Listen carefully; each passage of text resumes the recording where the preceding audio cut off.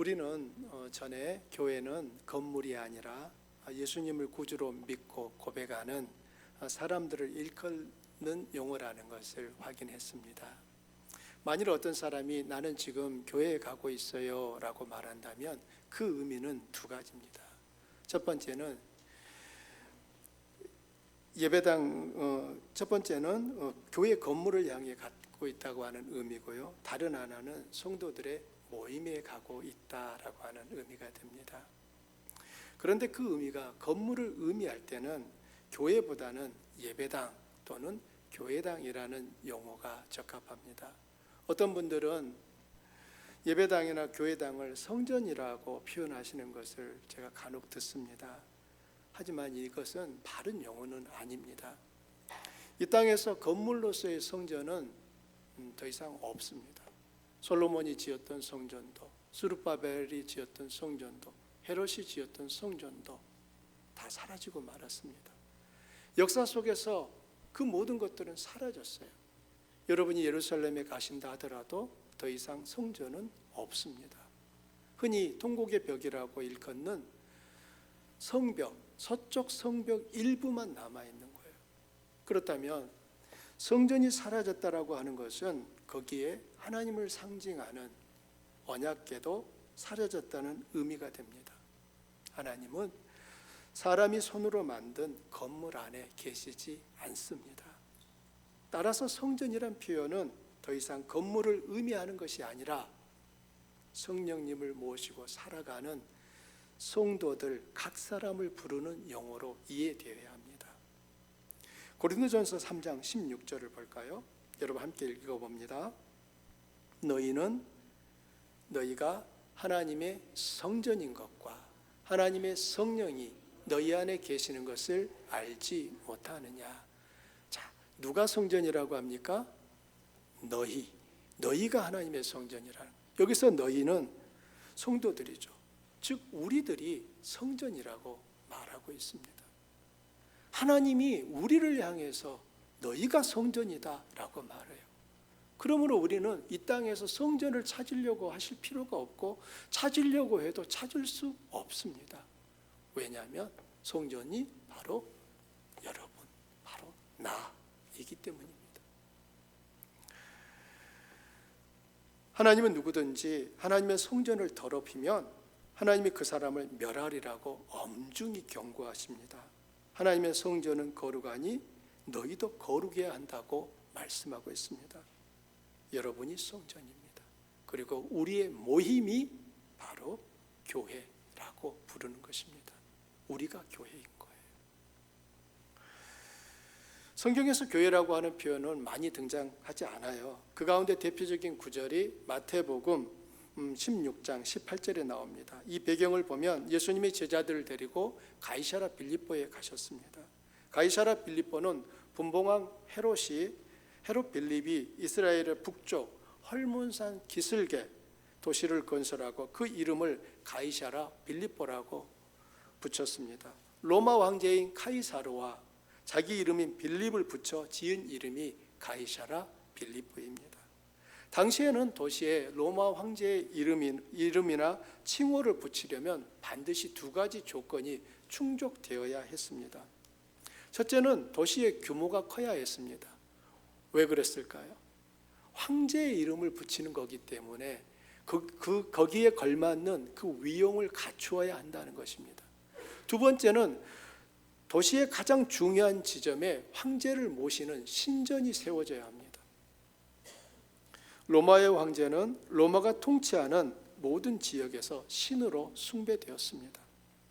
가이사랴 빌립보에 카이사르의 칭호가 붙었다는 것은 이 두 가지 조건이 채워졌음을 의미합니다. 그런데 그 화려하고 웅장한 도시에 예수님께서 12제자를 데리고 오셨습니다. 그 장면을 여러분 한번 상상해 보십시오. 주변으로 황제의 도시다운 큰 위용들이 펼쳐지는 거기에 예수님과 12제자가 나타난 것입니다. 황제의 도시에 살고 있는 사람들의 옷차림은 어떠했을까요?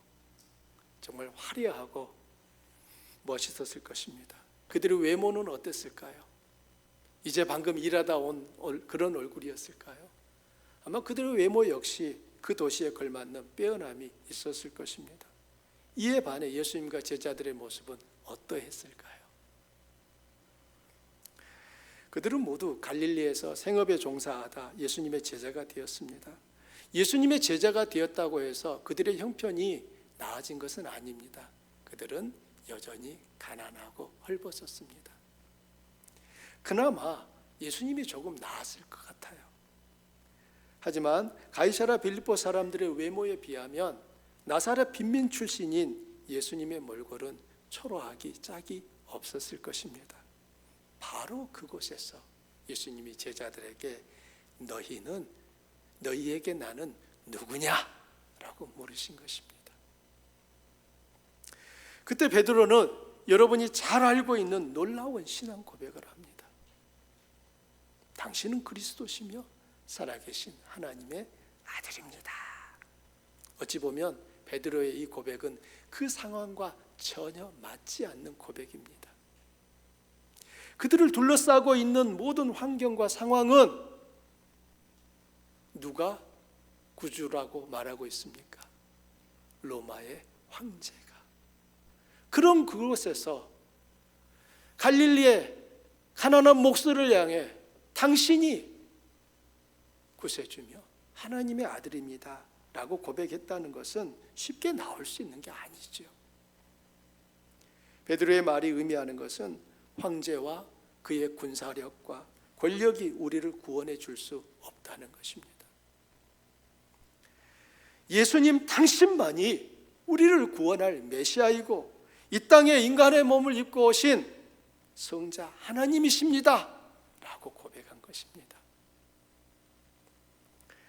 베드로의 고백을 들으신 예수님은 몹시 기뻐하셨어요. 저는 예수님의 마음이 조금 이해가 됩니다. 왜냐하면 저도 우리 성도님들이 공부할 때 또는 모임에서 제가 이렇게 저분이 말씀해 주시면 좋겠다라고 하는 기대가 있었는데 그 기대대로 말씀을 해 주실 때 무척 기쁘거든요.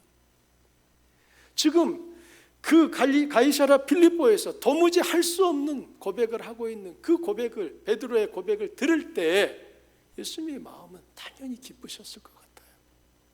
그리고 내가 그 고백 위에 내 교회를 세우리라 라고 말씀하십니다. 목사의 교회를 세우겠다고 하시지 않았습니다. 장로의 교회, 권사의 교회를 세우겠다고 하지 않았습니다. 그 교회가 세워지는 데 있어서 특별히 기여한 그 누군가의 교회를 세우겠다고도 하지 않았습니다. 주님은 내 교회를 세우시겠다고 하셨습니다. 주님은 주님의 교회를 세우시겠다고 하신 것입니다. 그러므로 이 땅에 있는 모든 교회는 누가 세웠든지 언제 세웠든지 상관없이 모두가 주님이 주인이신 주님의 교회입니다. 주한 교회도 주님의 교회입니다. 우리 성도님들이 혹여나 나 없으면은 교회 큰일 나지 라는 생각을 하신다면 여러분 그런 걱정은 절대 하지 마십시오. 그 걱정하시는 분이 진짜 큰일 날 분입니다. 주님의 교회를 두고 주님이 주인이신 그곳에서 나 없으면 교회 안 된다고 생각하신다면 여러분 정말 위험한 생각이신 거예요. 주님이 주인인 교회는 몇 가지 특징이 있는데 그 특징을 안디옥 교회가 잘 보여주고 있습니다. 우리 모두 안디옥 교회의 모습을 통해 조안교회가 갖추어야 할 모습과 앞으로 채워야 할 내용이 무엇인지 배우는 시간이 되기를 바랍니다. 주 381년에 니케아에서 콘스탄티노플 공회가 열렸습니다. 그곳에서 교회를 이렇게 정의했습니다. 교회는 하나의 교회이고 교회는 거룩한 교회이고 교회는 사도적 교회이고 교회는 보편적 교회임을 우리는 믿는다. 하나의 교회, 거룩한 교회, 사도적 교회, 보편적 교회, 이 네 가지가 교회에 대한 고백이었습니다. 그 이후 교회들은 이 기준을 따라서 참된 교회인지 거짓된 교회인지를 구별하였습니다. 지금도 이것은 여전히 기준으로 작용하고 있습니다. 어떤 곳에서 교회라고 하는 이름을 사용하고 있지만 이 네 가지 요소가 그 교회 안에 보이지 않는다면 그곳은 더 이상 교회일 수 없는 것입니다. 첫 번째, 그렇다면 교회가 하나의 교회여야 한다는 의미가 무엇입니까? 하나의 교회라는 것이 교회의 숫자를 의미하는 걸까요? 세상에 교회는 하나만 있어야 한다, 그런 의미일까요? 아닙니다. 만일 지구상의 교회는 단 한 개만 있어야 한다면 세상의 모든 그리스도인들은 주일 아침마다 예배 드리기 위해 그 교회를 가야 하겠지요. 그리고 그 교회가 어떤 교회냐, 어디에 있는 교회냐를 두고 갑론을박이 그치지 않을 것입니다. 하나의 교회여야 한다는 것은 지구상에 아무리 많은 교회가 있다 할지라도 모든 교회는 믿음의 대상이 삼위일체 하나님 한 분이어야 한다는 의미인 것입니다. 에베소서 4장 4절과 6절이 이 말씀을 우리에게 알려주고 있습니다. 이 말씀도 함께 읽어봅니다. 몸이 하나요 성령도 한 분이시니 이와 같이 너희가 부르심의 한 소망 안에서 부르심을 받았느니라. 주도 한 분이시요 믿음도 하나요 세례도 하나요 하나님도 한 분이시니 곧 만유의 아버지시라. 만유 위에 계시고 만유를 통일하시고 만유 가운데 계시도다. 분량대로 은혜를 주셨나니. 자, 이 말씀에 보면 하나라고 하는 표현이 몇 번 나옵니까? 한 몸, 한 성령, 한 소망, 주도 한 분, 믿음도 하나, 세례도 하나, 하나님도 한 분. 하나라고 하는 표현이 몇 번 등장합니까? 7번 등장합니다. 성경이 하나를 이렇게 강조하는 이유는 하나님이 한 분이라는 것을 확증하기 위해서입니다. 이런 것이 다 하나이듯이 하나님 한 분이다, 이 말을 하고 싶은 거예요. 만일 저와 여러분이 믿는 하나님이 다르다면 하나의 교회일 수 없습니다. 여러분 역시 서로가 믿는 하나님이 다른 하나님이라면 하나의 교회일 수 없습니다. 우리들이 이 자리에 함께 할 수 있는 것은 각 사람이 믿는 하나님이 같은 분이기 때문입니다.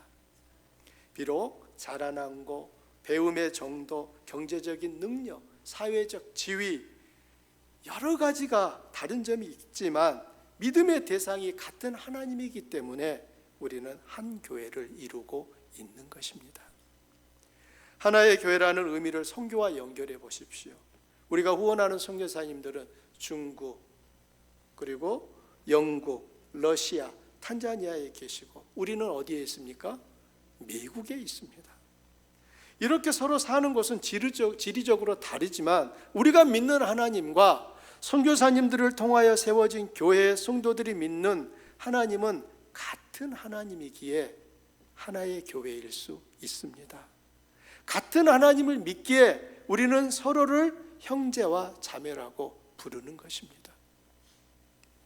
하나의 교회를 이루어야 한다는 것이 구체적으로 무엇을 의미하는지 우리 몸을 생각해 보면 그 의미가 좀 더 분명해집니다. 우리 몸에는 다양한 지체들이 있습니다. 한번 여러분의 몸을 한번 살펴보십시오. 눈, 코, 입, 귀, 또 뭐가 있죠? 팔, 손, 발, 눈에 보이지 않는 또한 오장, 육부가 우리에게는 있습니다. 이것들이 서로 움직여서 일상의 삶을 살고 있는데요, 이 지체들이 어떻게 움직이는지 가만히 생각해 보십시오. 각각의 지체는 그 자체를 위해 있지 않고 그 사람을 위해 서로 봉사합니다. 여러분은 배가 고프면 음식을 먹습니다. 음식을 먹는 과정을 곰곰이 생각해 보십시오. 손이 음식을 가져다 입에 넣어주죠. 그런데 음식에 손이 가기 전에 눈이 먼저 음식을 찾습니다.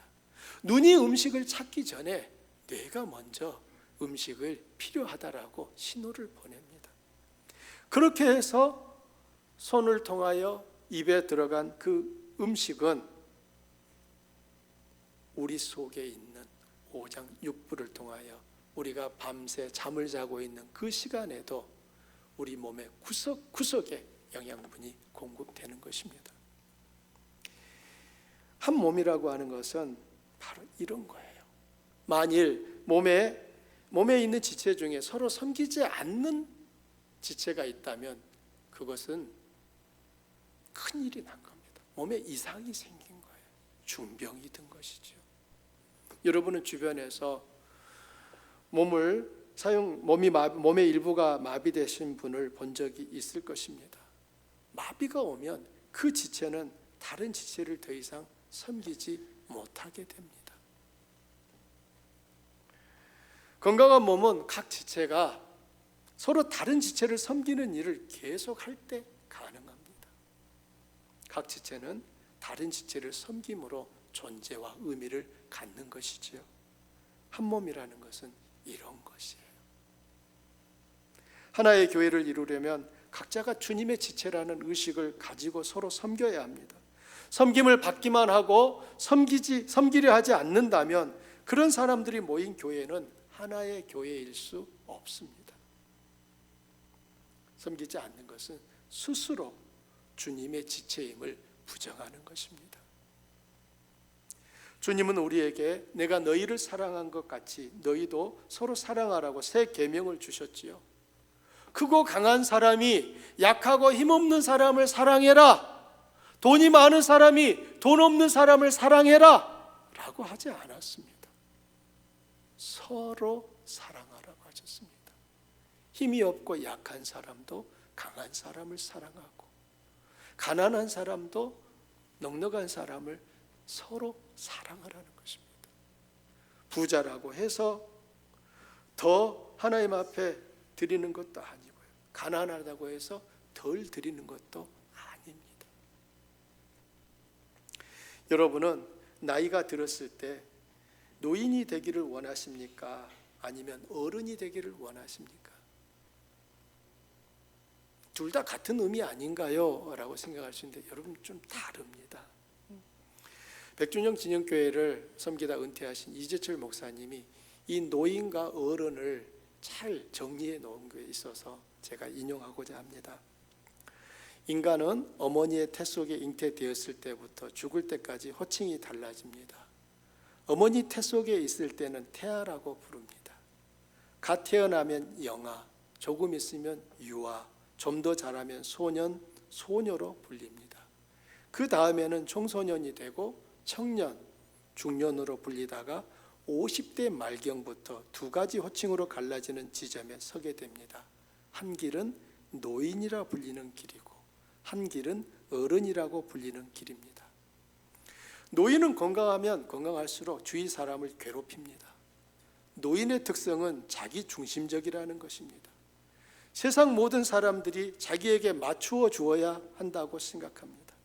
반면에 어른은 나이가 들어 몸을 움직이지 못하고 병석에 누워 있어도 사람들로부터 존경을 받습니다.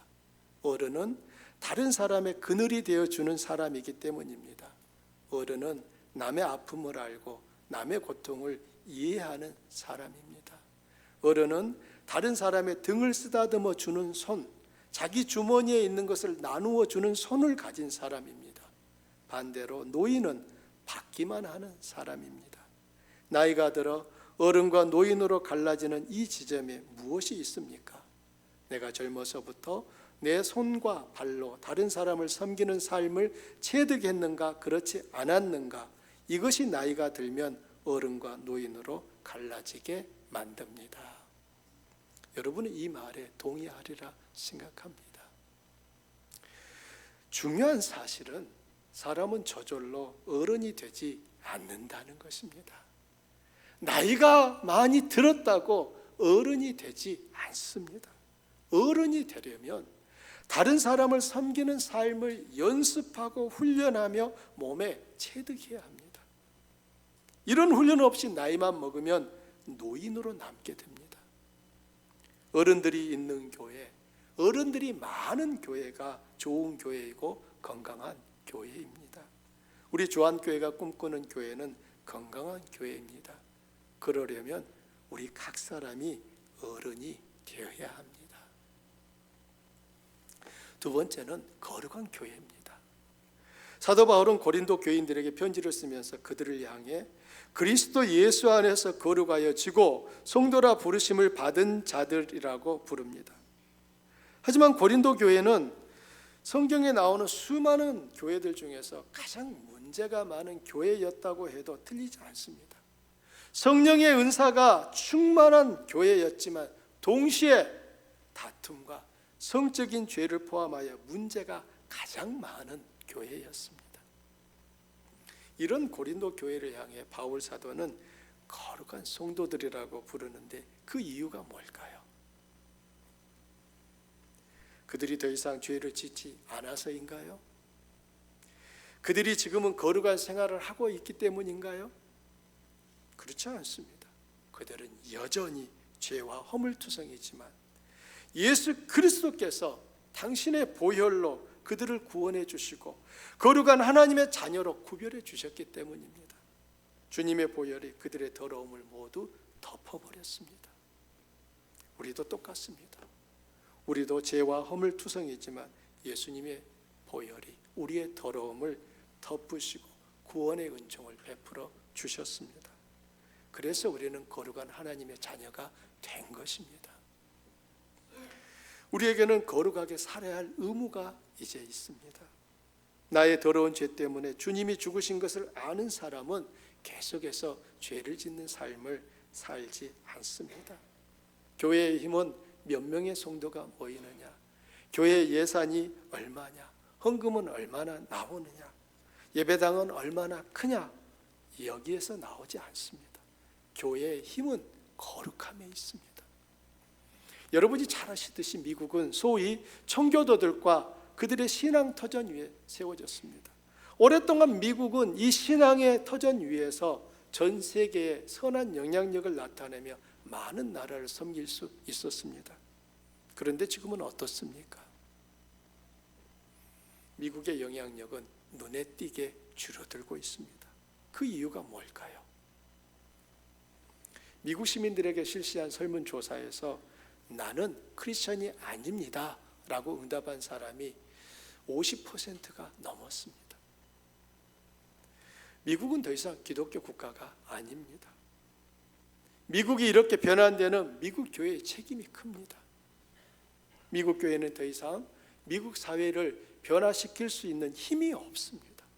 교회가 세속화되면서 거룩함을 잃었기에 더 이상 미국 사회를 변화시키지 못하는 것이며 그 결과 미국 자체가 점점 약화되는 요인이 되고 만 것입니다. 가는 곳마다 예배당은 있어요. 그러나 교회의 거룩함을 잃어버렸기에 하나님의 영광은 떠나고 건물만 남게 된 것입니다. 거룩함을 잃어버린 교회는 하나님이 없는 껍데기에 불과합니다. 그런 교회가 무슨 힘을 낼 수 있겠습니까? 그런 교회가 누구를 구원하며 누구를 변화시킬 수 있겠습니까? 이런 현상은 미국 교회에서만 일어나는 일이 아닙니다. 지상의 모든 교회에서 일어날 수 있습니다. 우리 조안교회도, 미국에 있는 한인교회도, 한국에 있는 수많은 교회들도 거룩함을 잃게 되면 반드시 세상에 아무런 빛을 비추지 못하는 빈 건물로 껍데기만 남게 될 것입니다. 그러면 어떻게 해야 거룩함을 지키고 거룩함을 회복할 수 있을까요? 거룩함의 비결은 하나님이십니다. 거룩하신 하나님께 가까이 나아가야 합니다. 구약시대 사람들은 죄를 지으면 그 죄를 씻기 위해, 즉 거룩해지기 위해 희생제물을 준비해서 하나님께 나아가 제사를 드렸습니다. 경제적 능력에 따라 준비하는 제물이 달랐습니다. 어떤 사람은 소를, 어떤 사람은 양을, 염소를, 그리고 그것을 준비할 여력이 안 되는 사람은 산비둘기나 집비둘기 새끼를 준비해서 나아갔습니다. 부자라도 더 많은 것을 드리고 가난하기 때문에 더 안 드린 게 아닙니다.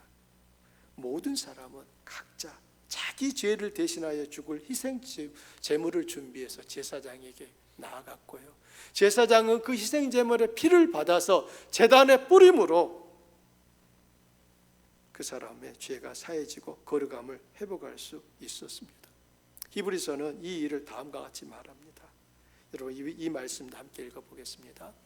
율법을 따라 거의 모든 물건이 피로써 정결하게 되나니 피 흘림이 없은즉 사함이 없느니라.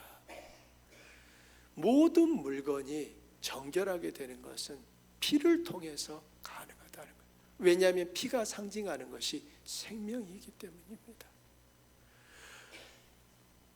내가 지은 그 더러움을 해결할 수 있는 방법은 더럽지 않은 누군가의 그 피가, 그 생명이 나의 더러움을 덮어줘야만 내가 회복될 수 있다는 것이 바로 율법이 가르치는 바였습니다.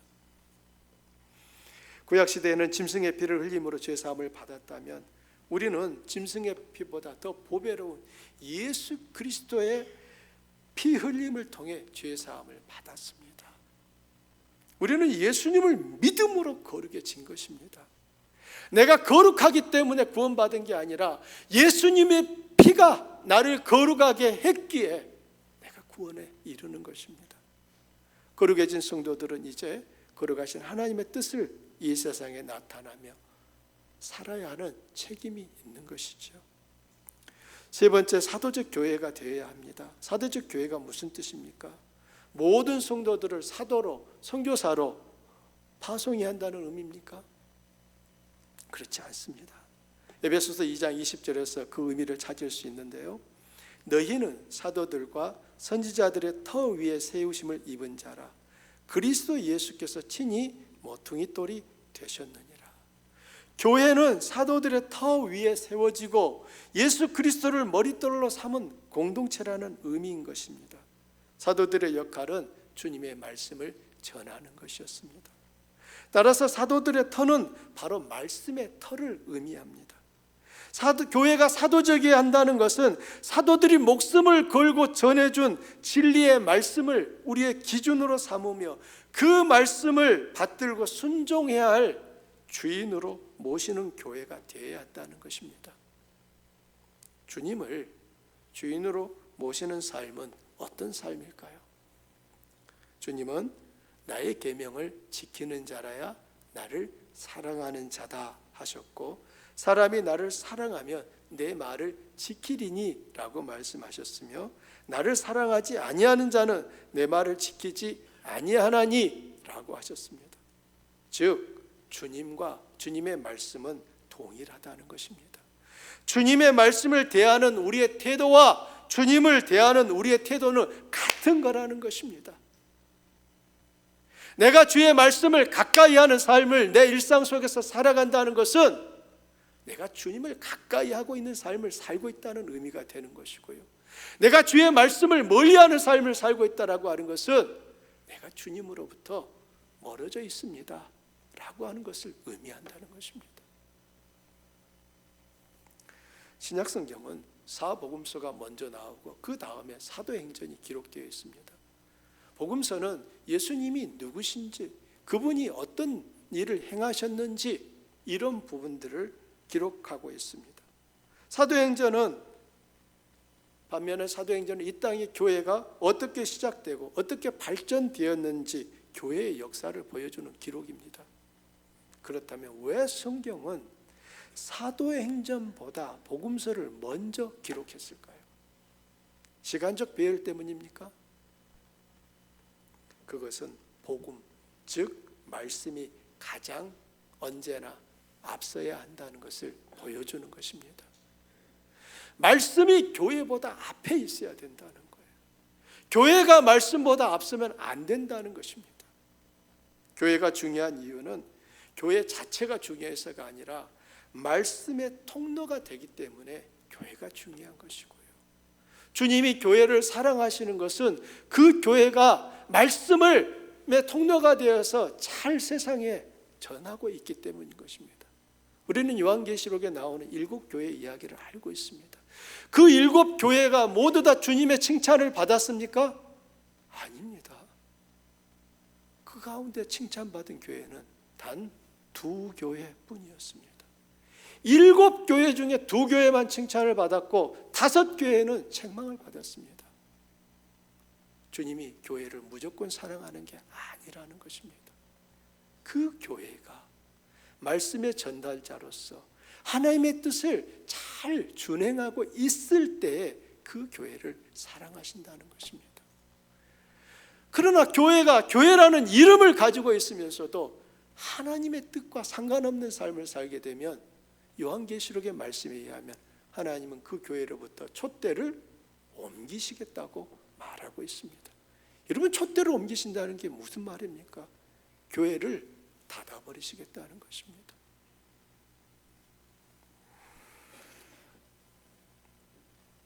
말씀은 생명과 죽음을 결정합니다. 죄가 세상에 들어온 그 근원을 살펴보면 역시나 말씀과 관련이 있습니다. 하나님께서 동산 각종 나무의 열매는 내가 임의로 먹되 선악을 알게 하는 나무의 열매는 먹지 말라. 내가 먹는 날에는 반드시 죽으리라 라고 하셨습니다. 그러나 하와는 사탄의 유혹에 넘어가 설마 죽을까 하고 하나님의 말씀을 뒤집었습니다. 말씀을 비틀고 뒤집는 순간 아담과 하와는 죽게 되었습니다. 만일 그때 아담과 하와가 뱀이 유혹했어도 말씀을 지켰더라면 어떻게 되었을까요?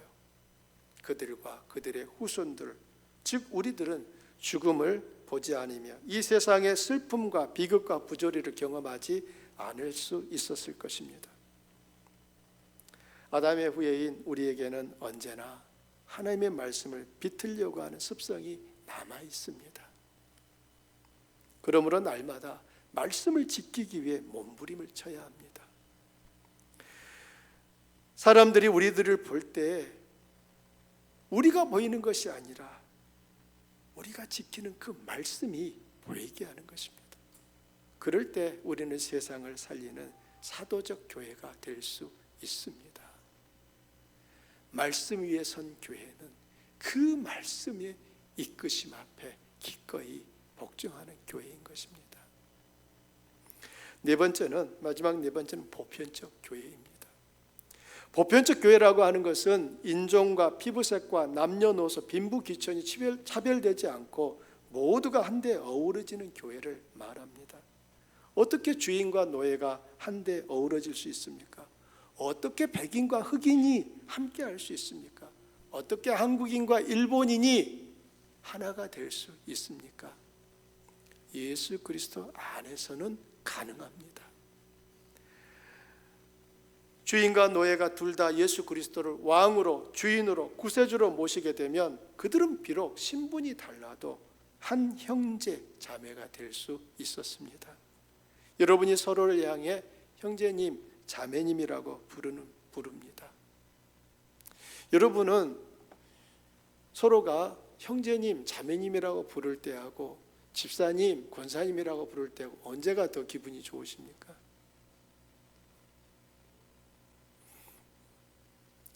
어떤 분들은 권사님, 집사님, 장로님이라고 부르면 더 기분이 좋을 것 같이 생각되는데 아닙니다, 여러분. 형제, 자매라고 하는 것은 교회가 시작됐을 때 가장 먼저 등장하는 표현이었습니다. 베드로 사도가 다락방에 모여있는 그 120명의 사람들을 향하여 형제들이여 라고 시작을 합니다.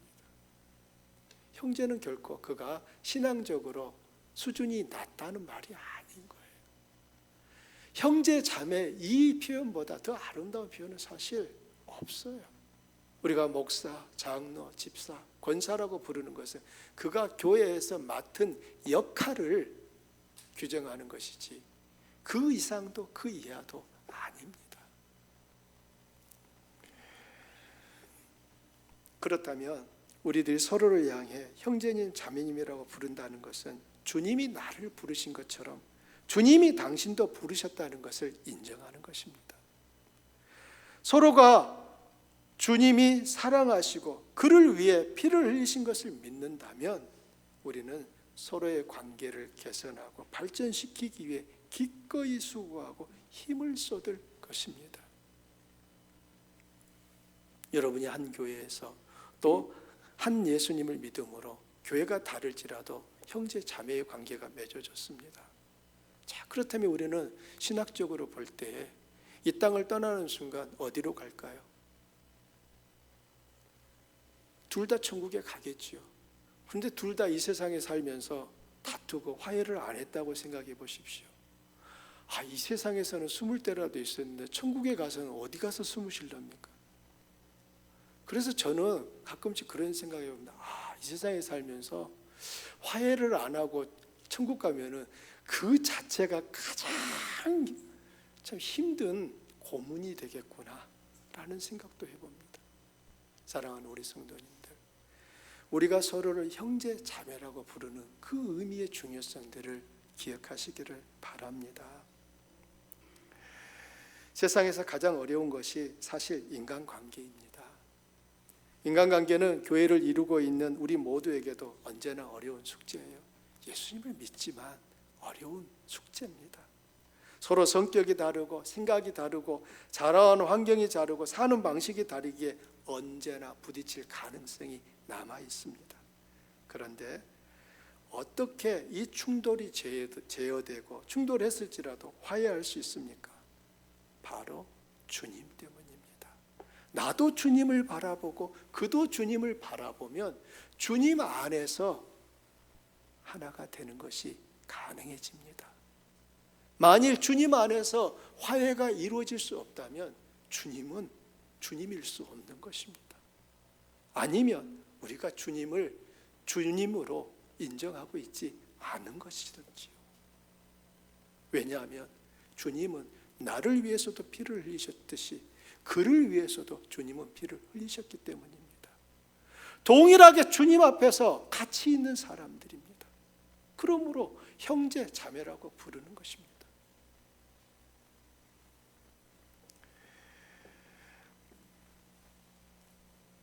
우리들은 신앙 고백할 때마다 거룩한 공예를 믿사오며 라고 고백합니다.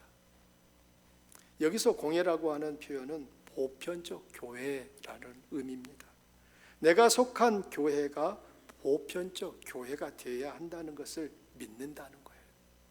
더 나아가 주한교회를 이루고 있는 나 자신이 먼저 보편적 교회가 되겠습니다 라고 결단하는 것입니다. 내가 보편적 성도가 되지 않으면 내가 속해 있는 교회는 결코 보편적 교회가 될 수 없기 때문입니다. 교회가 보편적 교회가 되어야 함을 잘 보여주는 예가 오늘 본문에 등장하는 안디옥 교회입니다. 안디옥 교회는 함께하기 어려운 사람들이 하나를 이루고 있습니다. 1절을 함께 읽을까요? 안디옥 교회에 선지자들과 교사들이 있으니 곧 바나바와 니게르라 하는 시몬과 구레네 사람 루기오와 분봉왕 헤롯의 젖동생 마나엔과 및 사울이라. 이 사람들은 안디옥 교회를 이끄는 지도자들입니다. 그들은 선지자와 교사라고 불렸는데 오늘날로 말하면 교회의 중요 의사를 결정하는 사람들이에요. 이들은 인종이 다르고 여러 지역 출신이었습니다. 바나바는 구브로 출신의 정통파 레위인입니다. 예루살렘 교회가 안디옥으로 파송한 초대 목사이고요. 두 번째 인물은 니게르라고 하는 시므온입니다. 우리는 그 사람에 대해서 자세히 알지 못합니다. 그의 직업이 무엇인지, 그가 무슨 일을 했는지, 어느 정도의 학식이 있었는지 성경은 아무것도 말하지 않습니다. 다만 한 가지, 니게르라 하는 시므온이라는 표현이 유일한 단서입니다. 니게르에서 나온 말이 흑인을 의미하는 니그로입니다. 따라서 우리는 시므온이 흑인이었다는 것을 알 수 있습니다. 2000년 전 흑인은 거의 모두가 다 노예였습니다. 노예였던 그가 안디옥 교회의 지도자가 된 것입니다. 여러분 놀랍지 않습니까? 세 번째 인물은 구레네 사람 루기오입니다.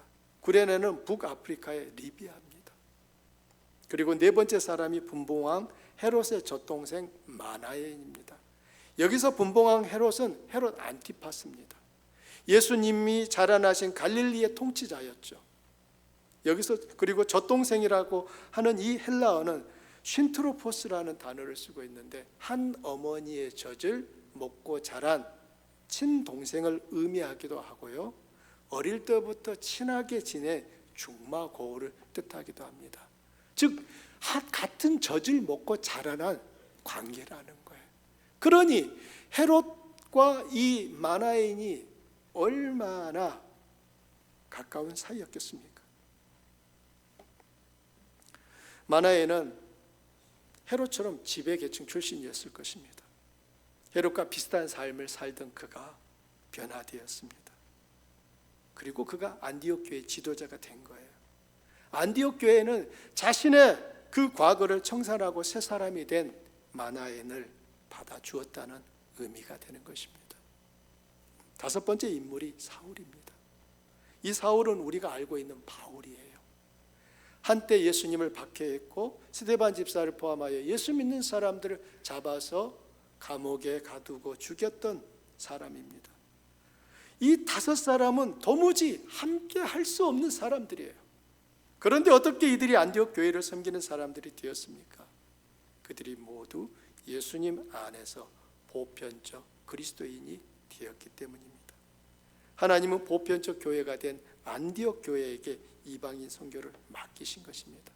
흥미로운 점은 최초의 교회는 어디에 있었습니까? 예루살렘에 있었습니다. 그런데 하나님은 예루살렘 교회를 사용하셔서 세계 선교를 맡긴 것이 아니라 변방 안디옥에 있는 이 교회를 통하여 이방 선교를 맡기셨다는 것입니다. 왜 하나님이 예루살렘 교회를 사용하지 않으신 겁니까?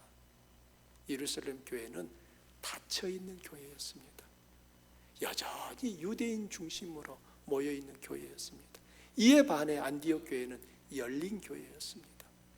누구든지 어떤 사람이든 그가 참으로 예수 그리스도께 헌신되어 있는 사람이라면 기꺼이 교회 지도자로 세울 수 있는 교회가 안디옥 교회였기 때문입니다. 안디옥 교회처럼 한국 교회사에도 보편적 교회를 이룬 교회가 있었습니다. 이재철 목사님의 책에 나오는 내용입니다. 조선의 선교사로 온 사무엘 무어 선교사는 곤단골, 지금의 소공동 롯데 호텔이 세워져 있는 그 근처에서 어린아이들을 모아 교회 학교를 시작했습니다. 그 교회 학교에 나오는 아이들 중에 봉주리가 있었습니다. 사람들은 이 아이가 이름이 없어서 그냥 봉주리 하고 부른 거예요. 나중에 이 무어 선교사는 이 봉주리에게 이름을 지어줬습니다. 박서양이라고. 어느 날 이 봉주리가 선교사님에게 달려온 거예요.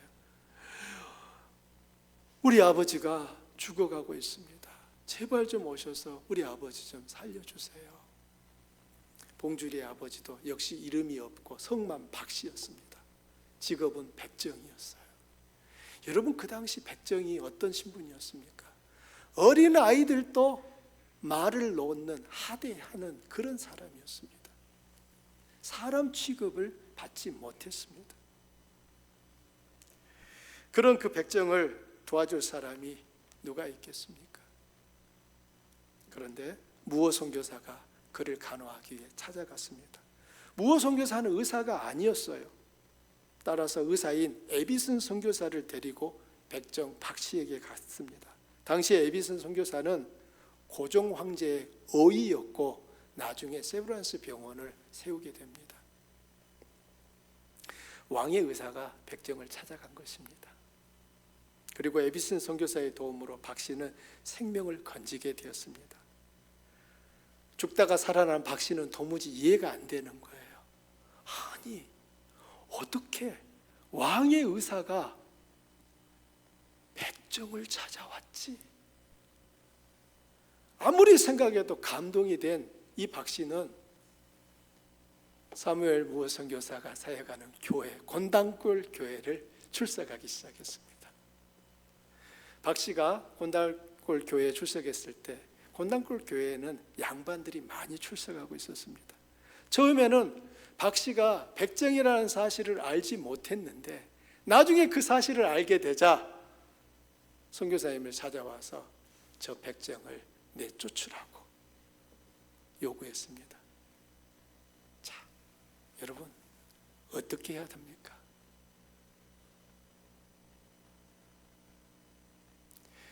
선교사님은 안 된다고 거절합니다.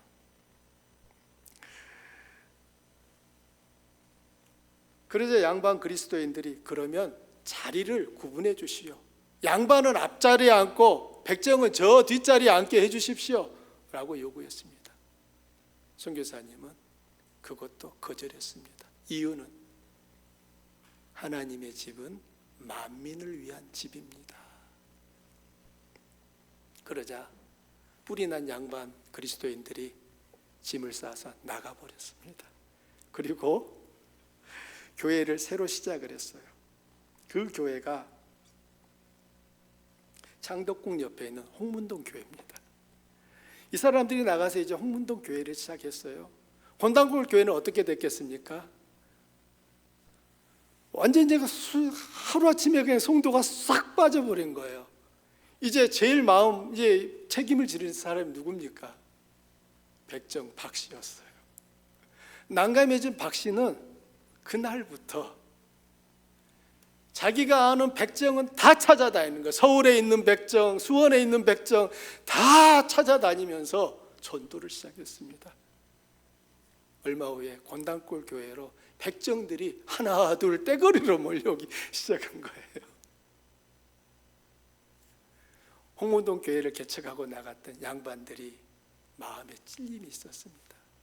그들도 예수 복음을 알잖아요. 십자가의 빛에 비춰보니 자신들의 소행이 옳지 않다는 것을 깨닫고 그날로 돌아오게 되고 이제 곤단골 교회에서 다시 합쳐지게 됩니다. 불어난 곤단골 교회는 승동으로 자리를 옮겨서 승동교회가 되었습니다. 그로부터 세월이 흘러서 무호 선교사는 이 백정 박 씨에게 박성춘이라고 하는 이름을 지어주고요. 1911년에 박성춘은 승동교회 장로가 되었습니다. 그로부터 3년 후에 조선 왕조의 황실 혈통을 이어받은 이재형이 승동교회의 또 다른 장로가 되었습니다. 여러분 생각해 보십시오. 승동교회 백정과 황실 사람이 같이 머리를 맞대고 한 교회를 섬기고 있는 것입니다. 이게 보편적 교회입니다. 우리들이 하나님을 믿는다라고 하는 것이 단순히 교회 다니는 것이고 성경 지식을 얼마를 아는 것이 아니라 하나님의 말씀이 우리의 삶에 들어오면 내 생각과 내 삶이 바뀌어야 되는 것이 그게 맞는 거 아닙니까? 내 신앙 연수가 몇 년입니다. 내가 교회에서 받은 직분이 이것입니다. 이걸 자랑하는 것이 아니라 정말 그 교회가 살아계신 하나님의 뜻을 담아내고 있느냐, 그 뜻을 따라 성도들의 삶이 움직이고 있느냐, 이것이 참으로 그 교회의 생명력을 결정하는 것 아닐까요? 사랑하는 여러분, 승동교회 숫자가 많은 것도 아니었어요. 그 당시에 숫자는 100명 정도 됐습니다.